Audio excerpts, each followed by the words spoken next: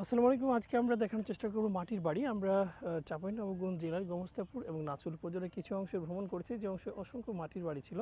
যদিও দিন দিন মাটির বাড়ি হারিয়ে যাচ্ছে, তারপরেও কিন্তু একেবারেই নিশ্চিহ্ন হয়ে যায়নি। বেশ কিছু জায়গায় এখনও টিকে আছে সগড়ে মাটির বাড়ি। এসব জায়গায় আসলে মাটির গুণমান এতটা উন্নত যে এগুলো দিয়ে খুব সহজেই বাড়ি তৈরি করা যায় এবং বাড়িগুলো বেশ টেকসই হয়। সেই কারণে কিন্তু যুগ যুগ ধরে এখানে লোকরা মাটি দিয়ে বাড়ি করে থাকে, যেটা সব জায়গায় সম্ভব না। এরপরে বিভিন্ন জায়গায় মাটির বাড়ি করে থাকে, কিন্তু সেইটা হচ্ছে একতলা বা নর্মাল একটা মাটির বাড়ি হতে পারে। বাট এই এলাকায় যে মাটির বাড়িগুলো আছে সেগুলো ম্যাক্সিমামই কিন্তু বিশাল বিশাল এবং সাধারণত দুইতলা বাড়িগুলো হয়ে থাকে। তো এই যে একটা দুইতলা বাড়ি পার হলাম, এই যে আরেকটা দোতলা বাড়ি। তো বাংলাদেশের অনেক জায়গায় এখনও টিকে আছে, বাট এর পরিমাণ বেশ কম। তবে আপনি যদি গ্রামে ভ্রমণ করেন তাহলে কিন্তু আপনার চোখে অসংখ্য মাটির বাড়ি পড়বে। যে মাটির বাড়ি আসলে বেশ কিছু ভালো দিক আছে।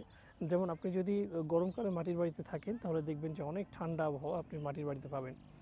আবার যদি শীতকালে যদি আপনি মাটির বাড়িতে অবস্থান করেন তাহলে শীতকালে কিন্তু প্রচণ্ড ঠান্ডার সময় কিন্তু মাটির বাড়ির ভিতরটা গরম থাকে। সুতরাং গরমের দিন আপনার যখন ঠান্ডার প্রয়োজন হবে তখন আপনি মাটির বাড়িতে ভালো থাকতে পারবেন। আবার ঠান্ডার দিন যখন আপনার গরমের প্রয়োজন হবে সে সময় আপনি কিন্তু মাটির বাড়িতে সেটা পাবেন। আপনার বিদ্যুৎবিহীন এসি বা হিটারের কাজ কিন্তু করে দিবে এই মাটির বাড়ি।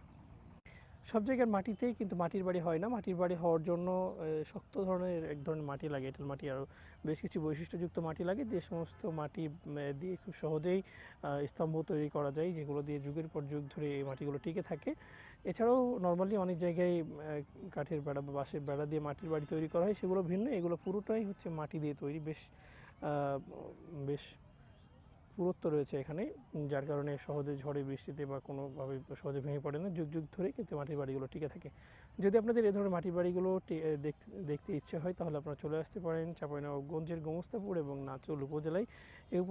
এই দুই উপজেলায় অসংখ্য মাটির বাড়ি এখনও রয়েছে, যেগুলো আপনারা দেখে আনন্দ উপভোগ করতে এবং আপনারা চাইলে এখানে অবস্থান করেই থেকে যেতে পারবেন।